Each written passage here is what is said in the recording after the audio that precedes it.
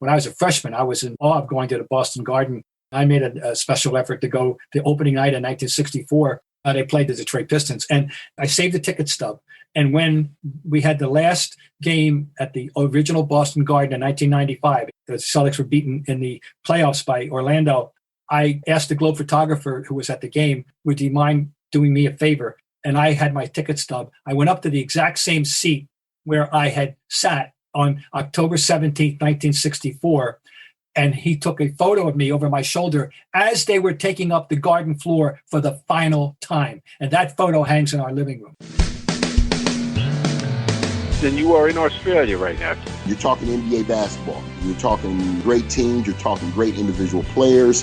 Takes it off, and there's number 23, and of course Johnny goes nuts. So I'm getting goosebumps thinking about it now. I just tried to go out there and play my game. I have no idea what you're talking about, Adam. I don't like anybody. I'm not a people person. Strand, you make the pass. Yes. Christian, can you catch the ball? Yes. All the stars were aligned and all the muscles fired at the right time, and I was able to get off the ground and throw one down. I was saving that as a surprise for you.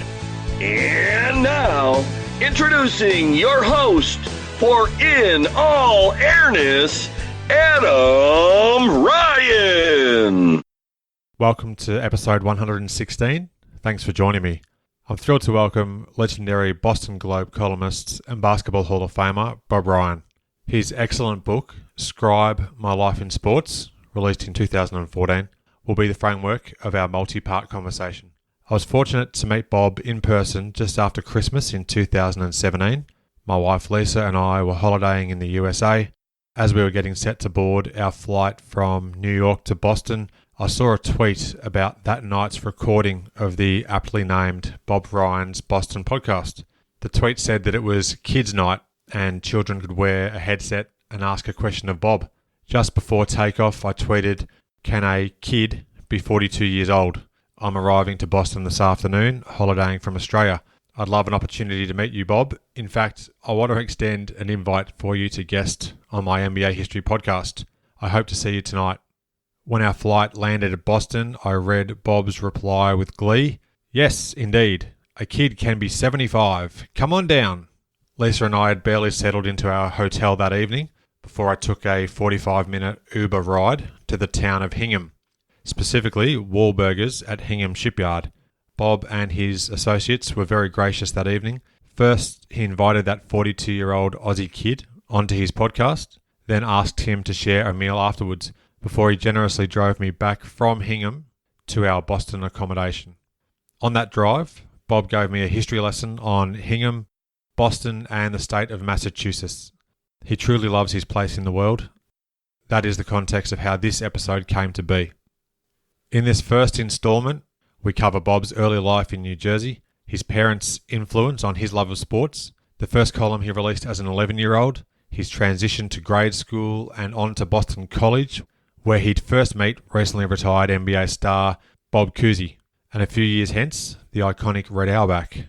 Bob chats about calling the Eagles basketball games on student-run radio, graduating from BC and transitioning to the Boston Globe. You'll hear the funny story behind Bob's assignment to cover the Celtics and his unique experiences working the 1970 NBA Finals amidst a who's who of superstars at Madison Square Garden in New York. All that and plenty more. To top it all off, Bob's recall is stunning. Show notes for this episode and access to a huge archive of past episodes are available at inallairness.com. Now, onto the show. My guest today began an internship at the Boston Globe in 1968. He farewelled his full-time sports writer role of 44 years after the 2012 London Olympics, the 11th games that he covered. In 1997, he earned the Basketball Hall of Fame's highest honour given to journalists outside of induction, honoured with the Kurt Gowdy Media Award for print. To this day, he remains sports columnist emeritus at the Globe. Bob Ryan, thanks for joining me. You're entirely welcome. Great to have you on the show, and I'm really excited to talk about your life to date. In your excellent 2014 book, Scribe My Life in Sports, you write that your parents bought you subscriptions to Sport Magazine and the Sporting News. You have a great quote in chapter 2 of the book. "I was just a normal kid with an abnormal interest in a printed word." How vital was that to your future vocation and the very point of our discussion today? I think it has everything to do with everything for me, because I think that certainly there are millions that grow up as sports fans that don't take it any farther than that. But I happen to have also been interested in print and reading and words, the English language. And it was a natural marriage for me to want to read about sports as well as to participate and watch sports. As far back as I can remember, I was interested in the reporting of sport and the stories surrounding sport. Believe me, I was a normal American child of the 50s in every other way in terms of participation. My year-round clock was built around playing. We played baseball in the summer. We played touch football in the fall and basketball for most of the good weather. And of course, when wintertime came, it was time for indoor basketball. That was my calendar. But throughout it all, I read incessantly. Chapter 2 of your book is also noteworthy. It's titled The Sportster, coincidentally the name of your first column when you were only 11 years old. What went into the production of that column, which you cleverly add, had a limited circulation? Yes, of one. Whatever I showed to my parents, I wrote about my observations of the grade school basketball league, which I was a participant. Went to a Catholic parochial school, and there was a very well-organized league in my home city of Trenton, New Jersey. I believe there were upwards of like 17 teams. It was a very important deal for us. I played in that league. I made my observations about what was going on in the league, and I also made a few observations about the larger sports world. I think, as I remember, it was about the NBA and the Boston Celtics of 56-57 season, which turned out to be their first championship season. And that was it. Years and years, I had a copy of that. And somewhere in the midst of moving over the years that I lost it. I wish I had it. It would have been fun to have. But people are going to have to take my word for it that such a thing ever existed. I don't have tangible proof, but I assure you it was real. We absolutely believe you. Just referring to your early years of playing basketball, you said that you were halfway ashamed that you still had the box score from a 20-point game that you had against St. Francis. Were you scoring points off the dribble, or did teammates find you with an array of passes? My game was definitely a scorer's game. I wasn't particularly interested in defense. I was never a good rebounder. I was an average passer. I like to score, and I had a variety. I like to go to the basket. I like to post up. I like to shoot from the outside. Anything that had to do with scoring, that's what I like to do. That particular afternoon, I'm sure it was a Sunday afternoon, I must have made a few outside shots, but that was my high game. Never scored more than 20 in any other competition, including when I got to prep school. My high and as the freshman was 20, and my high and the varsity was 18. That was it. That was my ceiling. Oh, that's pretty good. A man after my own heart, going for the scoring as well. I like that. Now, thanks to some strong campaigning from your mum, after you excelled at St. Joseph's grade school, you were accepted to Lawrenceville High School. You became the sports editor there of the weekly paper, which was called The Lawrence. And around then, you were dubbed as the Scribe, which obviously is a tip of the hat to what your book's called of 2014. What do you remember most about working on the school paper and then just developing your keen love for the written word and obviously covering sports in general? The good fun I had working on it with my friends. We worked on Wednesdays and Sunday nights, putting the paper together. And then it was printed up in a place in Trenton, and it was distributed on Fridays. It came out every Friday. I wrote for it for 3 years, and the way the sports editorship worked was they changed editors in the middle of your junior year, your third year of your 4 years of higher education. I was also the equipment manager of the football team, the American football team, and then I was a regular on the basketball world. So it's an unusual combination. I'm very proud of the fact. Usually managers, trust me, are not noted for playing. You either play or you don't play, but I managed to do both. And the nickname came from the football coach, Mr. Jack Rydell, who nicknamed me Scribe. He was a history teacher and liked my writing as well. I didn't play for him. I was his manager. I played for a man named Mr. Ed Magna for basketball. But anyway, he's the one that gave me that nickname. And in that Lawrenceville community, I'm known as Scribe. And so it was a natural title for the book.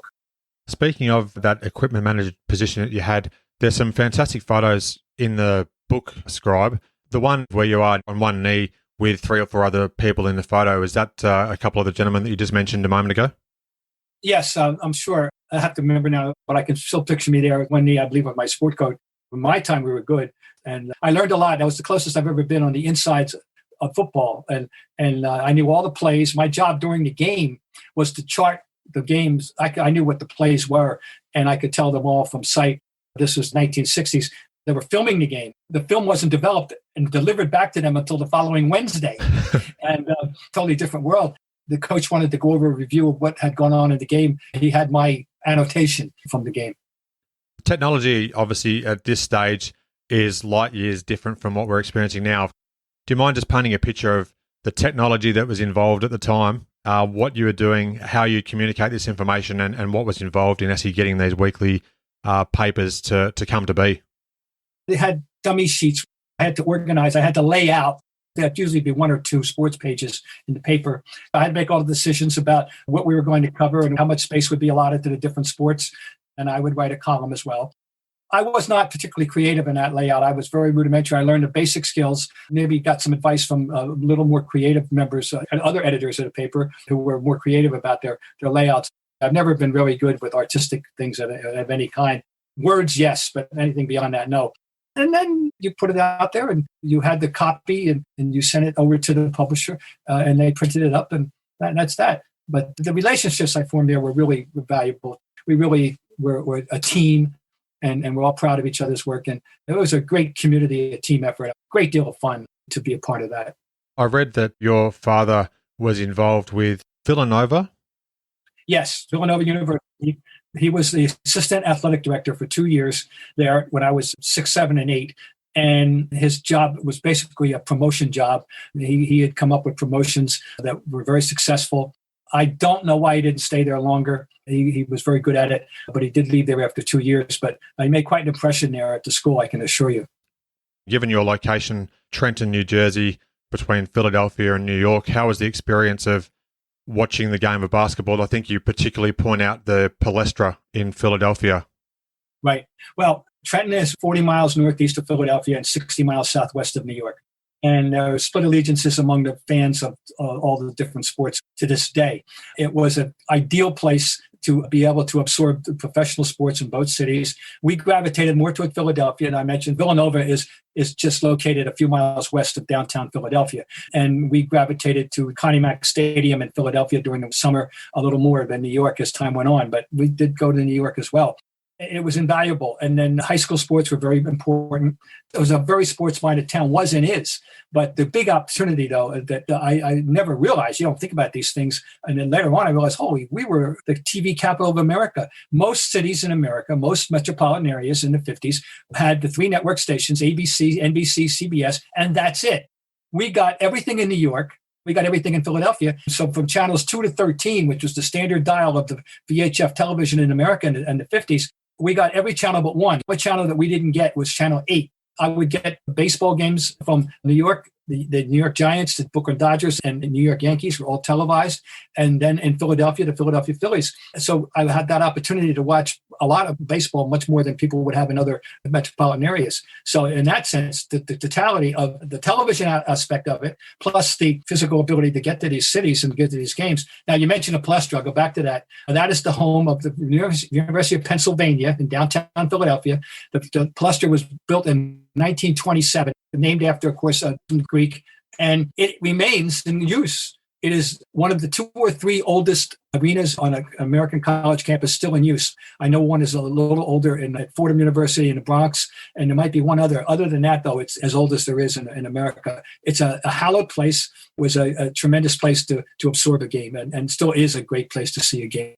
You had a terrific grounding there, obviously, as you were growing up. You actually earned a degree in history at Boston College. Whilst there, you were expanding your writing experience with a student newspaper. At the time, you also were working for BC's student-run radio station, WVBC. Another great line from Scribe. One of your greatest takeaways was earning my graduate degree in hoopology, the course being taught by Professor Robert Joseph Cousy. He'd just been hired as BC's coach. You first met the 13-time All-Star in 1964. He'd just retired from the Boston Celtics the year prior after winning his 6th title in 7 seasons. What springs to mind for you when you reflect back on that first meeting with Cousy, developing that relationship with him, and in the seasons that followed at BC, how important that was to you, Bob? You had to get over the sheer sense of awe to realize that you were, in fact, in the presence of Bob Cousy. I had a number of good friends who were basketball fans. We used to go to the daily practices at BC. And we just couldn't believe that Bob Cousy was our basketball coach. One of the handful of most famous sports figures in America in the 50s. And the idea, here's our coach. We were so impressed. He had told people that he would not accept any phone calls during practice. We took that as a sign of his fidelity to the program. We thought that was really impressive. He's taking this very seriously. In fact, I know he made $12,500 as a salary at BC in the beginning. I was the play-by-play basketball broadcaster on the student radio station starting right away in my freshman year. I won the job. And so I did interact with him, and it was beginning of a strong acquaintanceship. I don't want to overplay my hand here and claim that we're close friends, but we are friendly, and I still speak with him. He's 92 years of age. He lives in Worcester, Massachusetts, about 40 miles west of here. He's remarkably agile. Thank God he's got all his marbles, as we say in America. It was just mind-numbing to think that, my God, I'm in the presence of Bob Cousy. You can imagine an 18-year-old kid who loved basketball, and there was Bob Cousy. It's almost inducing goosebumps on me on the other side of the world as you're talking about this all these years removed. Now, there's also a wonderful photo that is in your book. It's a 20-year-old Bob Ryan interviewing the iconic Red Auerbach during a Boston College game from 1966. You wrote in the caption there that he was there to scout one of BC's star players at the time. How did you maintain your composure to interview Red at that particular time? It's a terrific photo where you're right next to him there with the microphone chatting with him. And also, what was it like to have that opportunity to speak with him at that stage? Another gentleman, of course, you develop a relationship with for many decades to come. Well, what I most remember is sitting there. The game is at halftime. I look out and someone is leading Red Auerbach across the court to me. I don't recall if they gave me any warning whatsoever. We're going to see Red Auerbach will come over and speak with you, or whether somebody just did it. Anyway, here he comes. I was stunned. You can imagine I was nervous. I didn't have a chance to prepare any coherent line of questioning. And I remember one of the first questions I asked him had to do with their position in the standings at that moment. He was just shy of, doesn't matter where we are in the standings right now. Anyway, he settled down. He was fine. He was gracious. Oh, it was a thrill beyond belief. And I must say I'm proud. I had that photograph autographed by him. The original copy is autographed, and I have that, one of my precious possessions.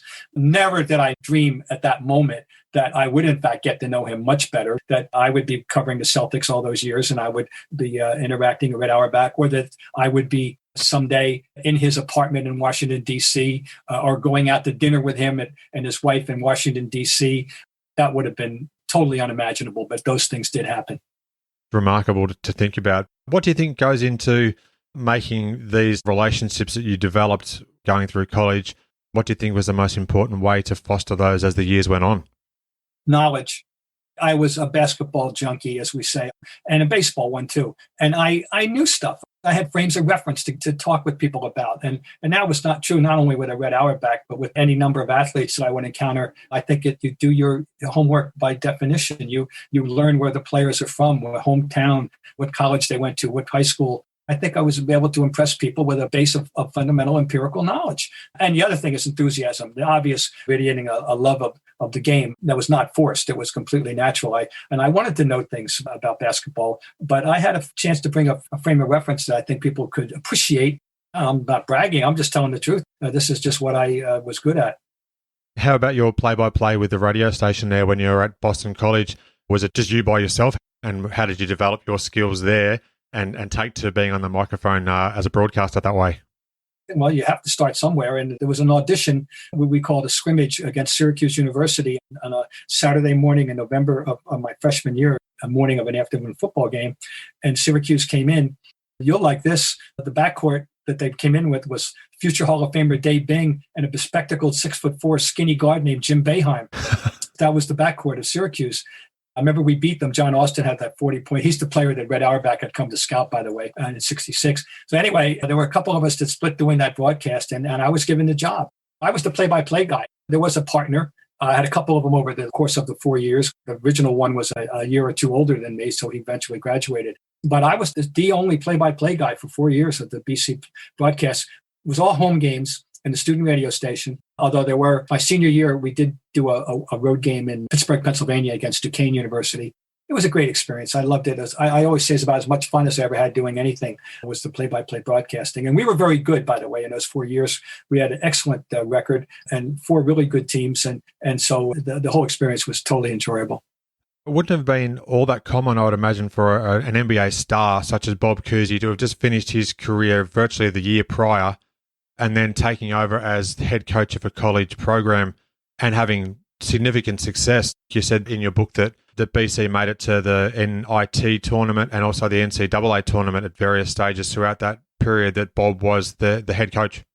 Yes, we went to 2 NITs the first 2 years, 64, 65, 65, 66.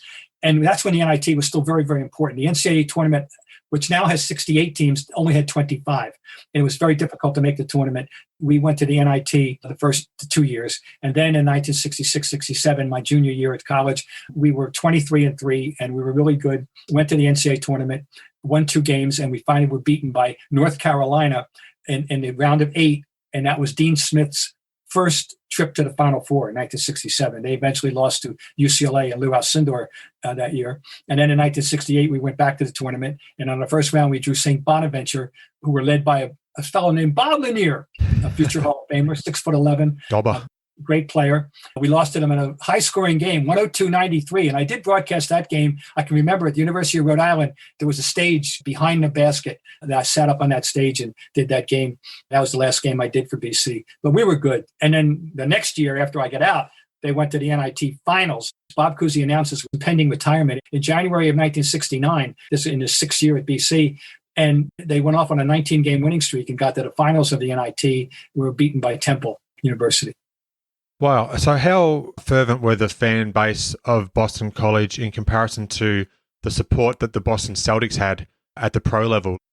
Well, pretty much 2 different fan worlds. BC is an interesting school in Boston, which is a college mecca. There's many schools in the area. But BC is kind of a polarizing school. People either love it or hate it. So their fan base was strong. And our arena was not that big, seated, I remember the exact number, 3,116.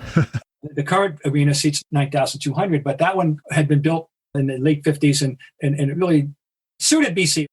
Hockey was the number 1 sport, and by the way, still is at BC. I'm sure a lot of the BC fans were also Celtic fans, but many people just didn't pay any attention to college basketball in Boston and still don't. It's been a tough sell for those of us who love college basketball over the years to get people interested the way we think they should be. Would you be attending Boston Celtics games when you were there at BC, or did you mostly rely on radio or newspaper reports the following day? We, and I say we because I said I had these fans that were equally fervent basketball fans as I. The basic idea, in those days, Adam, they had double headers. Not all of them, but they occasionally had double headers. The first game would be 2 other teams from the NBA, and then the Celtics play in the second game. We would circle those games, 3-tiered arena at Boston Garden, the original Garden, sit in the second balcony for $2. And it was 25 cents to ride the public transportation from the Boston College campus to downtown Boston. So it was a pretty cost-efficient deal. And then we also tried to go to the Philadelphia games with when Wilt Chamberlain would come in, and maybe the Lakers with Elgin Baylor and Jerry West. So I would go to a handful of games a year, 3 or 4 at least, while I was at BC. I made a big effort to go to my very first one, though. When I was a freshman, I was in awe of going to the Boston Garden, and I made a special effort to go the opening night in 1964. They played the Detroit Pistons, and I saved the ticket stub. And when we had the last game at the original Boston Garden in 1995, the Celtics were beaten in the playoffs by Orlando. I asked the Globe photographer who was at the game, would you mind doing me a favor? And I had my ticket stub. I went up to the exact same seat where I had sat on October 17th, 1964. And he took a photo of me over my shoulder as they were taking up the Garden floor for the final time. And that photo hangs in our living room. Oh, that is tremendous.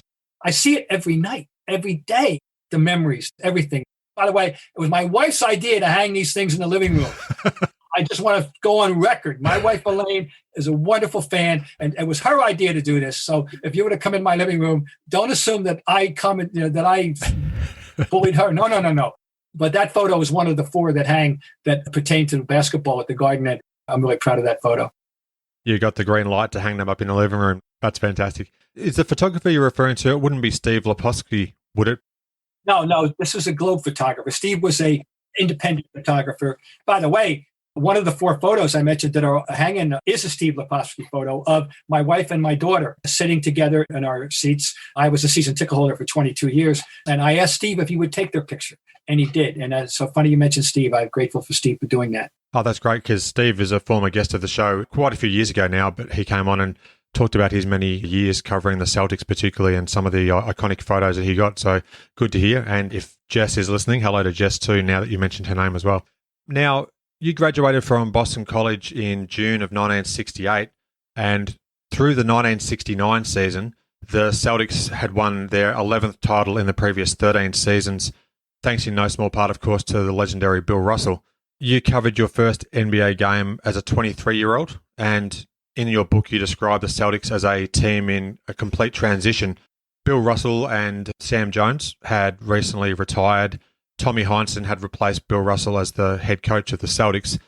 The whole setup, I was a summer intern in 68. I had joined the U.S. Army Reserve. It was the height of the Vietnam War, and I joined an Army Reserve unit near the conclusion of my senior year in college.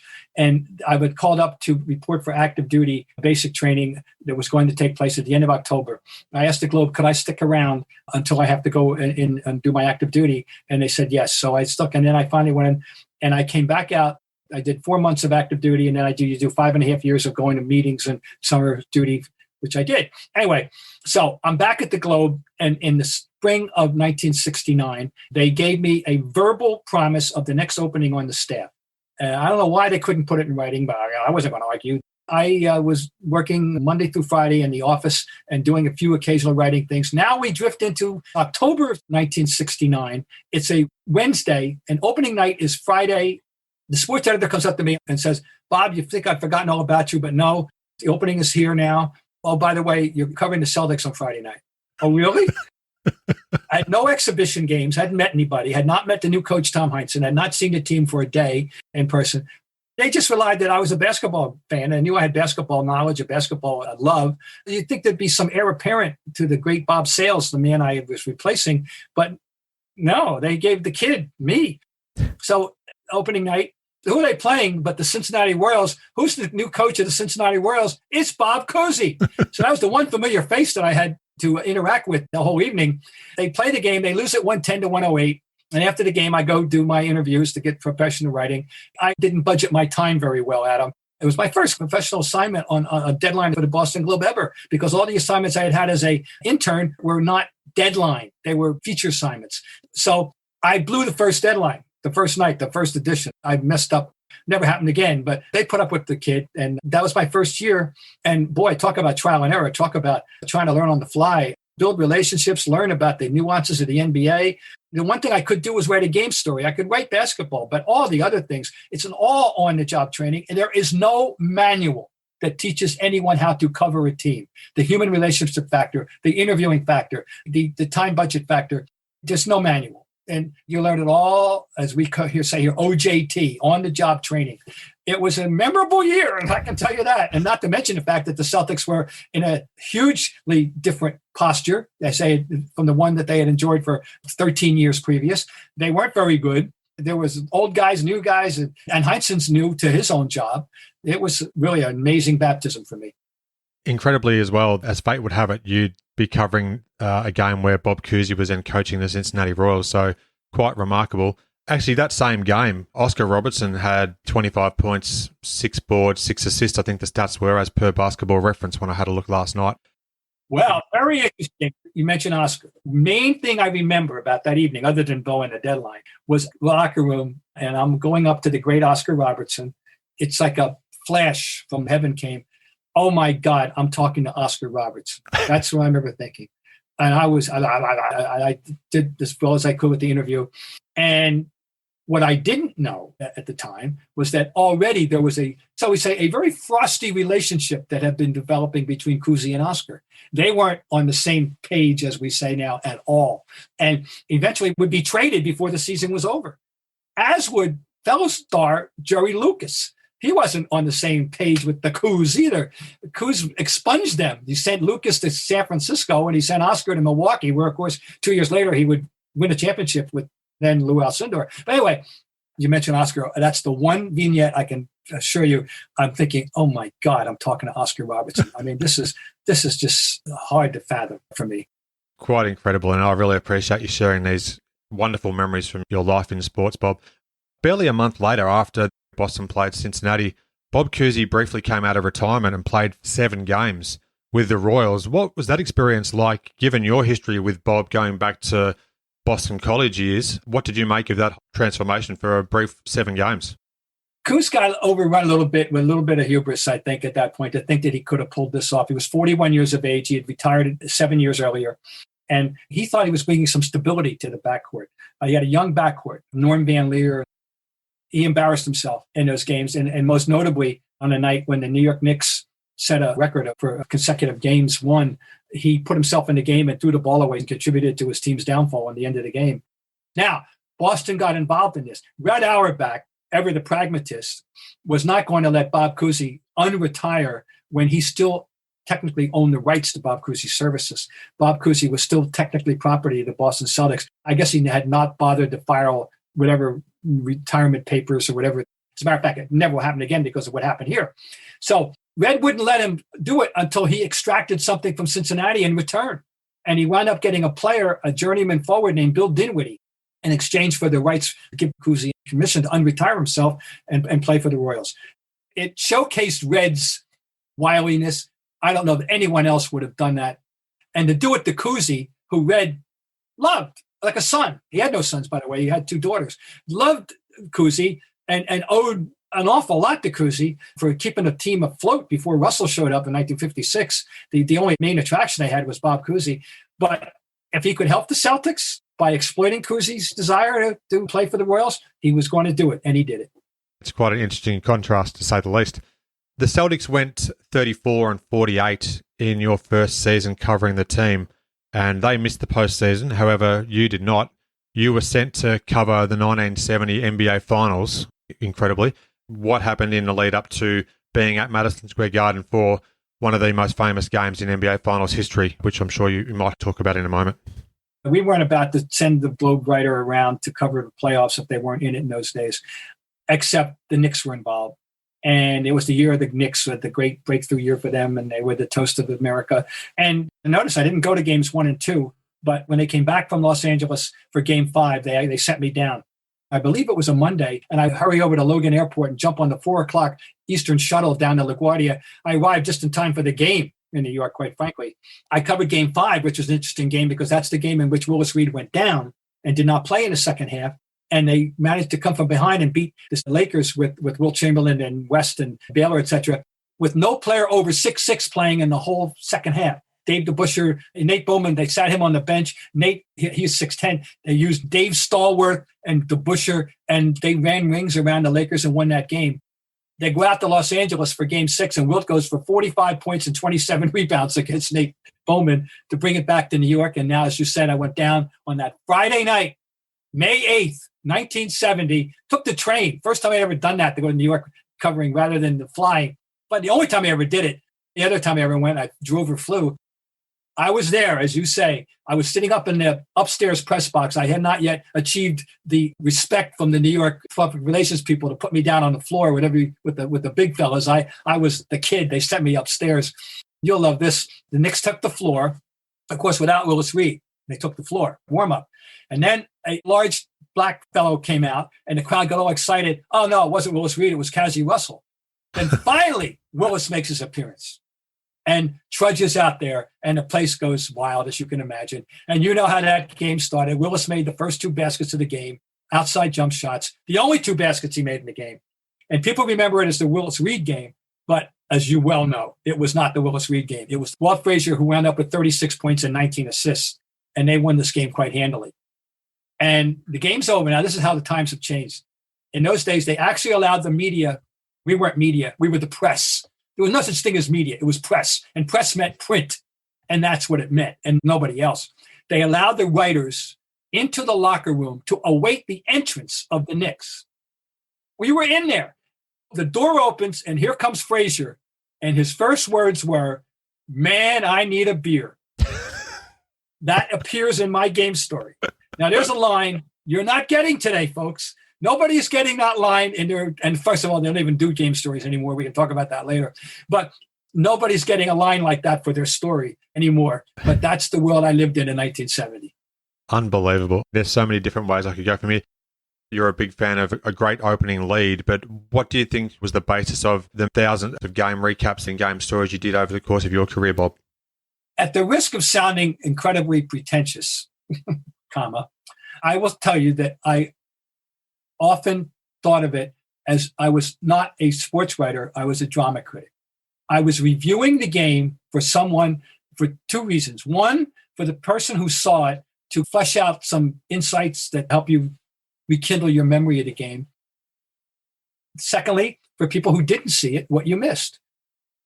This is my observations about what was important and what wasn't important. And I kept meticulous notes. It took me a year and a half to get the system down, but I got one down. And it was highly impressionistic and highly opinionated. My good fortune was that the Boston Globe accommodated that kind of writing. I assure you there were other papers that would never have allowed a young, brash, opinionated writer to inflict his opinion so heavily on the public. Seriously. Same is true of my good friend Peter Gammons in baseball. We had started out as fellow interns in that fateful day in 1968. He branched out into baseball where he belonged, and I branched out into basketball. And we were given a freedom and a leeway that was enviable. And people would say that to us in other papers. So I knew the good questions to ask. And I had a feel, thank God, I had a feel for the games I never could have had. Not the same feel for football. Certainly no, God knows, not the same feel for hockey. But I do think I really viewed it as writing it as a drama critic. And I was allowed to do that. Great memories there. I appreciate you sharing these with us. What do you make of today's coverage of the NBA and the media, the access or lack thereof compared to back in the 1970s, 80s, etc.? Well, first of all, right now, of course, everything's skewed because of the COVID situation. Everything is on Zoom. You don't even have any direct physical contact. People are doing broadcasts from remote locations. And so we'll go back 1 year from today when we didn't have any COVID issues. I used to get to the locker room 2 hours before the game, roughly. Tom Heinsohn had a rule with the Celtics. The team had to be there 2 hours before the game. I could mingle, participate, talk to people up to 45 minutes before the game, and that's when we were ushered out, 45 minutes before the game. Now, everything is rigid. There's a specific time where the coach comes out before the game to speak to the media, and then you're given a very small amount of time to go in the locker room. And if you go in there, you'll find out that half the time they're hiding in the trainer's room or some sanctum.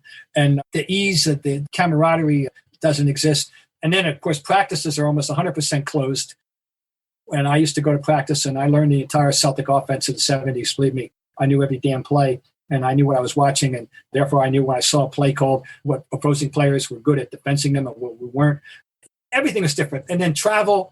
I arrived at the airport, and we checked in together. We went to the gate together. We went on the plane together. I played cards with them. You got to the next city, and you took the bus to the hotel. You went out to dinner.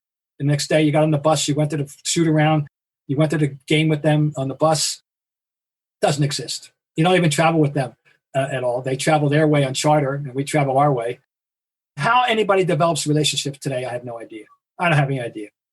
Just worlds apart, isn't it? Appreciate you sharing this with us. There's another great photo in your book where it shows you sitting at a typewriter at Boston Garden, and you have some fans right around you as you're there typing away. Set the scene for us, working a game as it's unfolding. How did you manage to stay focused and, of course, get that game story done? Of all the photos in that book, that's the one that confounds and amazes people in my business more than any other. It's almost as if they had found one of those wall paintings in the cave in southern France. They were examining this pig now that I think is 40,000 years old. It's in the Science Times today. Anyway, this picture, it's an unimaginable scene for them. First of all, we're sitting on the floor, which you don't do anymore. That's A. B, I'm writing on this little typewriter. What it was is this. I don't know if that was halftime or after the game. But at halftime, I would have to write, we called halftime running, for the first edition. You would summarize the first half and deliver it back to the paper. And then as soon as the game was over, you had to write we called the first lead on the game. And people were watching over my shoulder. They watched every word I wrote, a cluster of people. That's just what you did. You didn't even think about it. It just blows people's minds today when they see that photo. But that was my life in the 70s and 80s too, to a degree. That's what we did. Well, the only two people would have been doing that were the two morning papers. So my compatriot, whoever happened to be at the Herald, at Boston Herald, our rival at any given time, would be doing something down at the other end of the floor, maybe. But they clustered around me, and people love that photo, and it is a funny photo. It's a tremendous photo, just an absolute sign of its time. Well, it's been a real treat to chat with you, Bob. I really appreciate your time. Round one. Round one is complete. I look forward to chatting more about the 1970s Celtics, the development of the NBA, the introduction of Magic and Bird, what was to come in the 1980s and beyond. So thanks for sharing some fantastic memories with us, and I look forward to round two at some stage in the not too distant future. Very good. Thanks for listening. I welcome your interaction with the show. You can suggest topics or guests you want to hear conversations with. Send me an email, and audio clips are welcome. inallairness@gmail.com. Worldwide, the show has 175 ratings on Apple Podcasts with an average of 4.5 stars and more than 90 reviews across all providers. Thanks for your continued support. If you add a review, I'd love to read it out on a future episode. Your ratings and reviews are one of the best ways to support the podcast. If you enjoy the show, please tell your basketball-loving friends about it. As I love to say, your word-of-mouth recommendations are truly worth their weight in gold. Stay up to date with my podcast and subscribe to my monthly email newsletter. You'll receive exclusive details on upcoming podcast episodes, future high-profile guests to appear on the show, and much more. Simply email me inallairness@gmail.com. You can subscribe to my show in various ways. Search for In All Airness, 3 words, on your podcast app of choice. The show is on Apple Podcasts, Spotify, Google Podcasts, Amazon Music, Audible, Overcast, Android, and more. Thanks for listening. I hope you enjoyed the show, and share my web address with your friends and colleagues, inallairness.com. Check out the podcast archive for plenty more episodes with high-profile guests. Follow me on Twitter @inallairness. Please add your like to the show's social hub, facebook.com/inallairness. Join me next time for another edition of the show.